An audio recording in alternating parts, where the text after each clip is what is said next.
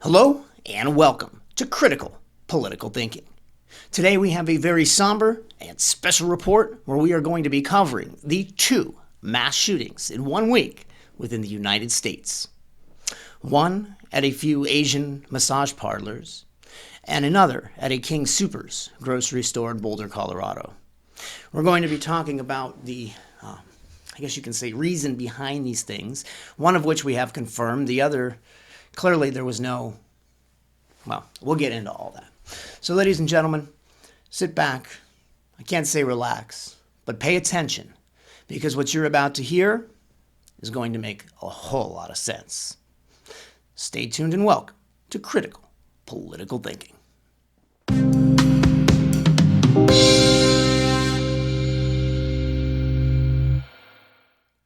Hello and welcome to our very special report on the two mass shootings, one of which has happened yesterday on Monday and the other last week regarding the Asian quote-unquote hate crime as America has portrayed it.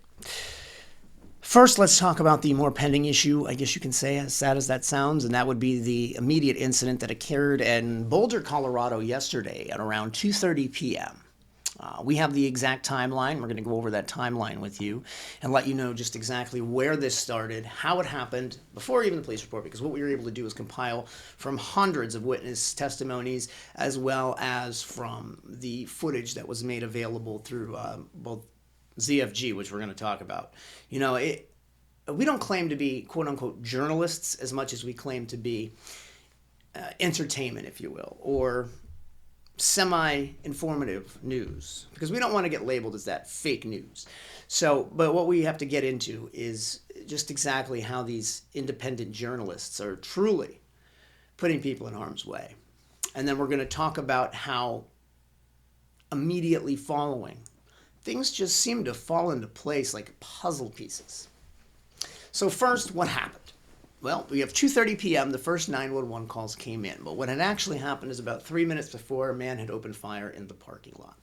It would appear that the first person that he had killed in the parking lot was in the main driveway going into the King Soopers. Like most supermarkets, as you know, they're set up for theft loss prevention, so you're forced to drive your vehicle in one way and out another way, and they have cameras on that way so they can get your license plate. So everybody is forced to filter in and out through that one way. That's where it started. He shot, it appears that he executed an individual directly on the roadway entering the King Sooper. He then parked what appears to be a gold SUV. He had a gold SUV that he pulled right up onto the walkway for the handicapped, or the individual that he executed right outside that vehicle just drove there trying to get away and didn't have the opportunity. So we're going to get more details on how that gold SUV got there. Was it actually the shooters? We don't have all that information. But what we do know is, my guess would be, is he probably got ready in the parking lot, loaded a gun, did all that, made his way inside. From what we're understanding from witness accounts, there were two types of gunfire. There was handgun fire and muzzle gunfire, like a rifle type gunfire. And it would appear that the officers that shot used handguns because they were the first responding officers, which we're going to also get into. And, you know, the unfortunate case, we did have an officer that passed away. You know, Mr. Tilley passed away, and he leaves behind 7 children and a wife. So before we go any further, my condolences in my heart goes out to the family of the officer and the family of the slain victims. Because what we're going to get to in a little bit may take away from that. And we don't want that to happen. We want to make sure you understand there was loss of life. Whatever the cause may be, there was loss of life, and it's always awful. Whether it be with a handgun, whether it be with a hammer, whether it be a knife, whether it be a bomb, whether it be a vehicle, it's never okay for someone with mental deficiencies to take someone else's life, no matter what the instrument, because there will always find an instrument of war. I mean, look at history. There was never a time in history where someone didn't have a weapon, okay? So you either want to level the playing field, because they're never getting rid of all the weapons, or we have more of these.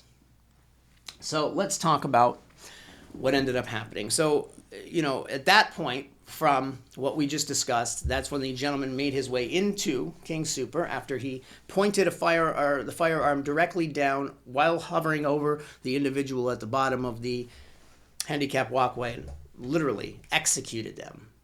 Execution style, executed them.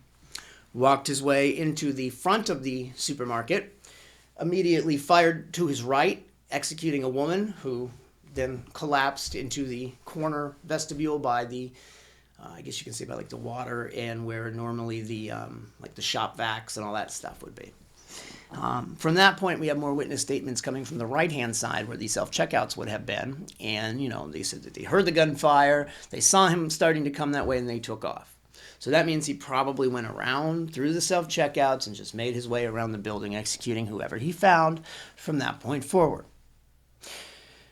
Now, 2 of the slain 10 were employees of this supermarket so far confirmed. Now, there could be more, and we're going to find out if there are more later. Did it have something to do with a former employee? We haven't heard that from any of the employees.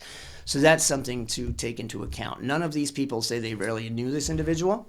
I don't think that this is somebody that had too much of a tie to this King Super. Otherwise, one of the witnesses would have let something slip and he would have been identified. So that makes you wonder, why did they choose this King Super? Why is it somewhere that nobody knew who he was? Now, was he a loner? Or was he someone that had been radicalized to believe that by doing this, he's in fact protecting America and ensuring that gun safety and gun protection is in fact enabled? Because keep in mind what happens in a few weeks. Gun reform within the Congress. And both of these instances, both of these cases have very similar individuals involved. Did you notice that? Loners. I mean, that's typically the case when you have somebody that with this kind of mental indeficiency. But what I'm getting at is these people have a very similar pattern. They have a very similar style. Now, one went after and filled 2 quotas: gun control, Asian hate crimes. Now, did it have anything to do with Asian hate crime? Absolutely not. The only thing it had to do with was the fact that Asians tend to work within the sex slave industry. And I don't mean to say it in a negative way. It's just what happens. These poor women are brought over here from their country by criminals, and they are forced into this life where they are doing things that are not right, are not fair, and no human being should ever be enforced to go through. However, with that being said, it has nothing to do with Americans, whites, blacks, anyone going after Asians at that facility. It has to do with the fact that that's just their, if it happened in a nail salon, chances are they would have gotten more Asians. If it happened in a Chinese restaurant, chances are they would have got more Asians. Why? Because it's just the demographic of the people within that facility. Now, why did he say he went in that Asian hate crime facility? Very simple. Sex, not hate. The man was addicted to sex, and that was the one place he knew he can go whenever he wanted, and he probably lost all of his money, everything he had. And he felt that the only way to execute those demons was to execute the people that actually were the demons, which in his mind were those sex individuals. Now, when he entered the building, he didn't care who he shot. He shot 6 Asians, 2 whites, and a Hispanic. Out of the 9 people that were shot, 2 were white, 6 were Asian. So yes, that would be about the demographic of the people in that facility. So how can you claim that that's anything of an Asian hate crime or an uptick in Asian? They're just looking for a narrative. Why are you people playing into the media's arms? They have no news. Donald Trump is gone. Joe Biden is a joke. Kamala Harris, nobody even wants to look at that thing. And then you have people like Jen Psaki who don't even know how to speak. At least when you looked at Kayleigh McEnany, if she didn't have an answer, she was gorgeous. Jen, I'm good. It's just, nah. So now what they're doing is the media is almost creating these stories. And we see it happening now with this King Super event. We're going to find out what happened. Thank God this man was, I don't know if I should say thank God, but the man was taken out alive. So at least the family will get answers. Even as stupid as I guarantee you they're going to be, the family will at least have a clue, unlike the people in the Las Vegas massacre where they have no idea. That man had no ties, no nothing, no evil. But at a time when gun reform was being talked about, he executed how many people? So it really leads me to believe, no, I'm not saying deep state, I'm not saying Democrats, I'm not saying anything of the sort. But what I am saying is just like there are far right-wing groups like, the Three Percenters, the Oath Takers, all these guys that are actually trying to do violence, which I am completely against, and all Americans should be. We need to work together if we're ever going to be a country. And until you get that concept, as we say in almost every video, we will never be a successful country. Now, what happened shortly after this is what really led me to be upset. And you didn't see it as much with the ZFG guy. He was just running all over the place, pretending he was a journalist. He watches too much YouTube, couldn't even breathe, running around the place, videotaping, screaming at people, get back, there's an active shooter, which is the only good thing that man did. How could you walk over dead bodies? How could you not even check to see if you can help them? That's gross to me. I would have at least tried to drag them out of that place and do something. But instead, he felt it more important to walk around and film and make money and make fame. And that is not anything but a disgraceful, selfish human being, in my opinion. And that's my opinion, and I'm entitled to it. And I don't understand how someone can be so cold. I just had to get that out of the way. Whenever we cover events, we would blur bodies. We would blur. That's not the point. The point is to show people what truly happened in a light where you're not disrespecting the families. And it's just getting worse and worse. This media just doesn't care. They're hawks. They're scum. And it's got to stop. So now what we have is immediately after the shooting, they removed an individual. So the individual was in the building, shot several other people, apparently. There were 7 individuals inside the building that were shot, including 1 officer, and 2 individuals outside, confirmed. So we're guesstimating that 7 other individuals were inside and 1 officer, making the total of 10 that had passed away. The individual is still alive with an injury to his leg. It looks like he either suffered a gunshot wound, a large gash, a cut, maybe somebody attacked him, tried to do something with the butcher counter, we don't know yet. There's plenty of cameras in this facility. We're going to find out exactly what happened. We're going to find out if he targeted individuals. We're going to find out if there was an ulterior motive. And if there was no ulterior motive, if there was no reason for him to walk into this facility, there's something more to this situation. Because it came way too soon. And what ended up happening is they went after this Asian hate crime thing, and it kind of died out. Did you notice that? America's getting so complacent to these things that it's sad, it's scary, and it's not the way America should be. But it is in fact happening, so we have to address the situation. So, as people become more complacent, they forgot. And with such an important vote coming up on gun reform, people can't forget. So it makes you think that and like I said, not a political party, but could there be a radicalized group of individuals, like domestic terrorists, that are, in effect, attacking the American Second Amendment? And I hate conspiracy theories because I like fact. But the facts seem to be falling into place. I mean, the crisis actors immediately arrived. Or at least they were told what to say. You can't tell me that someone is going in a time of fear and, my kids are in there, my grandchildren are in there. This is a really good tick. Perfectly well articulated, no fear, no shock, no emotion, just a scripted statement. If this isn't a bid for Second Amendment reform, I don't know what is. That's the first news story, Stephen McHugh. Look it up if you don't believe us. Stephen McHugh, the very first person that is interviewed, is talking about gun reform. Not even an hour later? Wow. That's really, really strange. On top of that, I mean, there's just pieces of this puzzle that just don't make sense. Hopefully, the truth comes out. Hopefully it doesn't come, well, we know it's going to come out after all these votes, and it's already swayed the public interest to do away with guns, so goodbye gun reform, like senseless gun control. The problem has nothing to do with firearms. It has to do with mental indeficiencies, okay?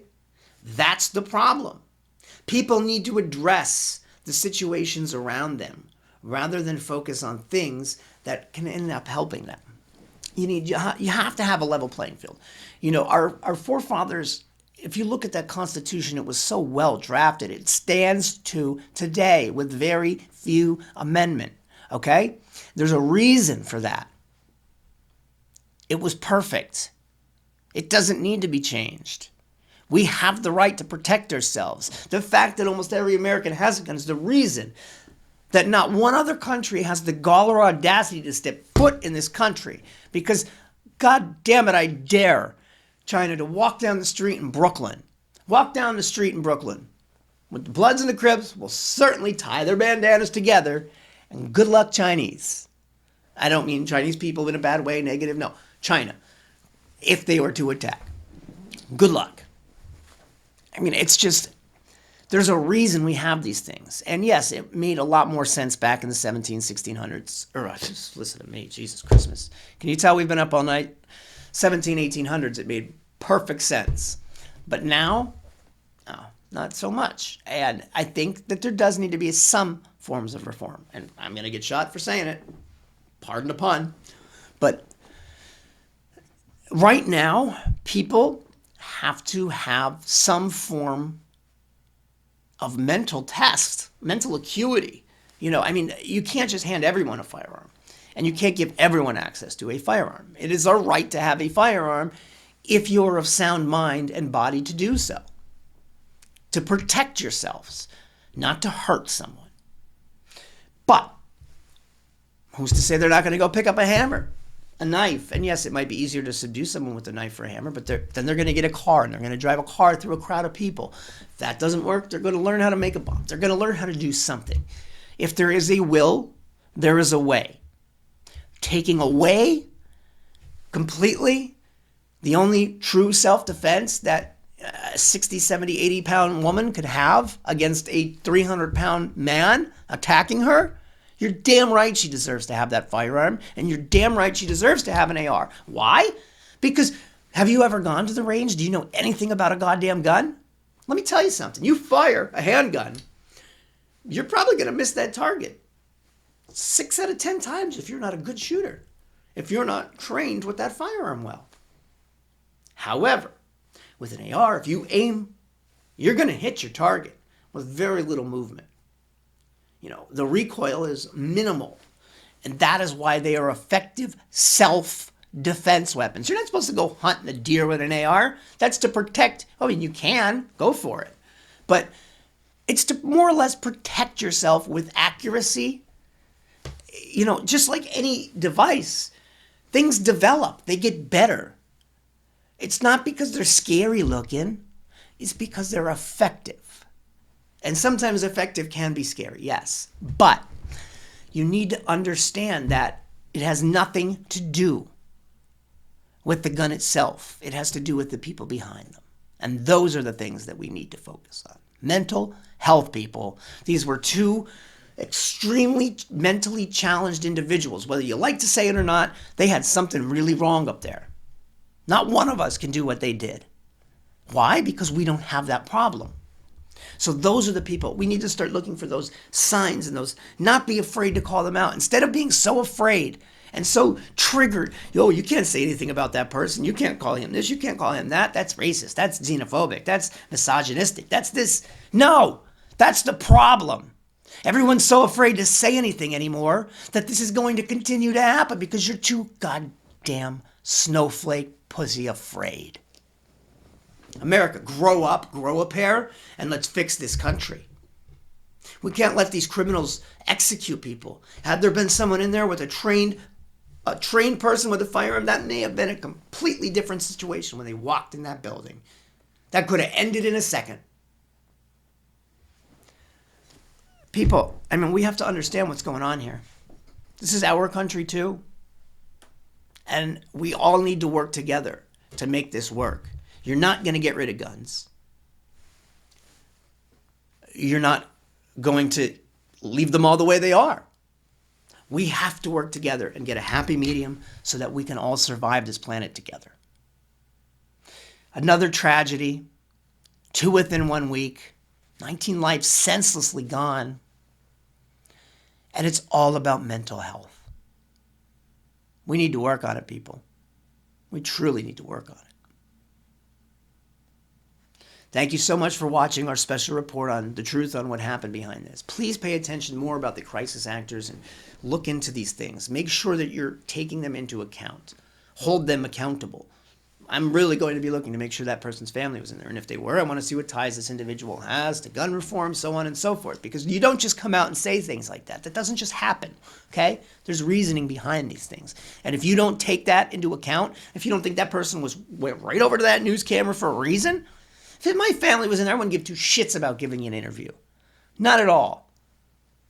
I would be finding my family and not speaking to a soul until I got to them.